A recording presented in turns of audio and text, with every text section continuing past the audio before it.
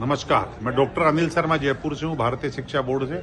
और आप सभी अभिभावकों को आज के शुभ दिन की शुभकामनाएं देता हूँ। यहाँ के जो आयोजक अरुणोदय स्कूल के नरेंद्र सिंह जी और मैडम, आप सबको भी बधाई देता हूँ। मैं फेसबुक पे इसका को देख रहा था और मुझे आना भी था, पर दुर्भाग्यवश सरकारी काम होने से मैं रुक गया और नहीं आ सका। इसके लिए आपसे क्षमा चाहता हूँ। जो विशेष बात मैं आपसे कहना चाहता हूँ आज के दिन सभी पेरेंट्स से, वो बड़ी ध्यान देने योग्य है। आखिर आप अब बच्चों को स्कूल भेजते क्यों हैं? बहुत बड़ा सवाल है ये, और इसका आंसर बड़ा भी है और बहुत छोटा भी है। अगर सही मायने में मैं कहूं तो आप बच्चों को इंसान बनाने भेजते हो, पर दुर्भाग्य से आप समझ नहीं पा रहे। आप उस बच्चे को कलेक्टर बनाना चाहते हो, एसडीएम बनाना चाहते हो, चपड़ासी बनाना चाहते हो, डॉक्टर बनाना चाहते हो, या कुछ और बिजनेसमैन, पर उसको इंसान नहीं बनवाना चाहते। जबकि सच्चे मायने में शिक्षा का मतलब ही बच्चे को इंसान बनाना है। आपने देखा होगा, थोड़े दिन पहले मैं पढ़ रहा था, वेदांता समूह के अनिल अग्रवाल जी का एक बेटा था, वो खत्म हो गया था। वो कह रहे थे मैं पूरी संपत्ति भी दान कर दूं, करूंगा क्या इस संपत्ति का। हमारे जो रेमंड्स के मालिक है, राजस्थान के ही झुंझुनू के रहने वाले हैं, सिंघानिया, उनके 47 रूम की बिल्डिंग में बेटे ने बाहर निकाल दिया और 8 दिन तक बाहर पड़े रहे। एक आईएएस की मां मर गई और 68 दिन बाद उन्होंने जब मां को फोन किया तो मां का शरीर कंकाल में तब्दील हो चुका था। क्या ऐसा बेटा पैदा करना चाहते हो? क्या ऐसा बेटा करना चाहते हो? न माँ बाप की परवाह है, न अपने बच्चों की परवाह है, न समाज की परवाह है। ये सब चीज सोचने का विषय है। हम सब पेरेंट्स के लिए ये बड़ी सोचने की विषय है। आज आप अपने बच्चों के लिए सब कुछ कर रहे हो, पर कल याद करो यही बच्चा बड़ा होकर अगर आपको भूल गया तो। और अगर मैं सच बात कहूं तो ये आप भी कर रहे हो, आप लोग भी ऐसा ही कर रहे हो। ये एक ज्वलंत समस्या है जिस पे पूरे देश का ध्यान गया कि आखिर हम जा कहां रहे हैं। हम रिश्तों को खत्म कर चुके, हम समाज को खत्म कर चुके, हमारे में मानवता खत्म हो चुकी, चरित्र खत्म हो चुका। इसी बात को ध्यान रख के नई शिक्षा नीति के तहत भारत सरकार ने एक बोर्ड का गठन किया जो भारतीय ज्ञान परंपरा के साथ विश्व की दक्षता को लेता है। दक्षता वैश्विक हो, अर्थात बच्चा विश्व में कहीं भी जाए तो टॉप रहे, लेकिन उसमें ज्ञान परंपरा भारतीय हो। इसको लेकर भारतीय शिक्षा बोर्ड की स्थापना की और मैं आप सबको बधाई देना चाहूंगा।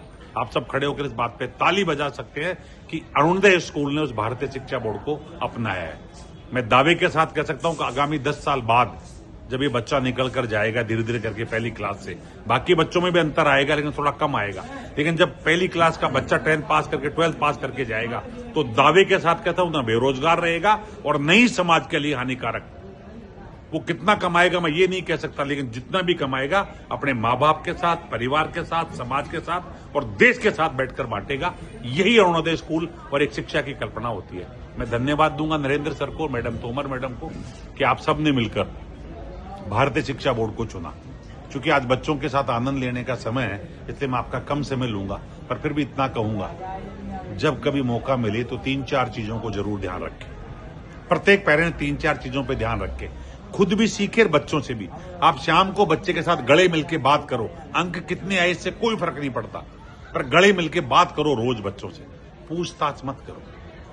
आप सोच रहे हो कि बात तो रोज करता हूं, तूने होमवर्क किया कि नहीं किया, तूने खाना खाया कि नहीं खाया, ये तो पूछताछ है, बातचीत नहीं है। बातचीत तो गले लगाकर उससे पूछो तेरे दोस्त कितने हैं, तू क्या करता है, तुझे अच्छा लगता है कि नहीं लगता है, कोई परेशानी तो नहीं है। ये सब बातचीत है। ये बात करें बढ़ते बच्चे से प्रतिदिन, पहला काम।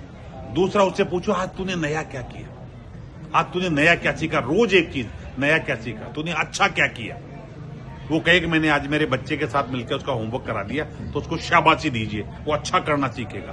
तो प्रतिदिन एक चीज ये पूछे कि तूने नया क्या किया, तूने अच्छा क्या किया। तीसरा, जो प्राप्त है वो पर्याप्त है, इसकी भावना खुद भी लेके आए, बच्चों में डेवलप करें। क्योंकि ध्यान रखिए, प्राप्ति की, लोभ की, लालच की कोई सीमा है ही नहीं। अब कितना पैसा इकट्ठा कर लेंगे, टाटा बिरला बन जाओ तो अंबानी आ जाएगा, अंबानी बन जाओगे तो अडानी आ जाएगा, अडानी बन जाओगे तो दुनिया भर के और लोग बैठे हुए। कहां जा रहे हैं हम? अच्छा, खाते सब रोटी ही है, तो शांति से जो आपको प्राप्त है उसको आनंद लीजिए।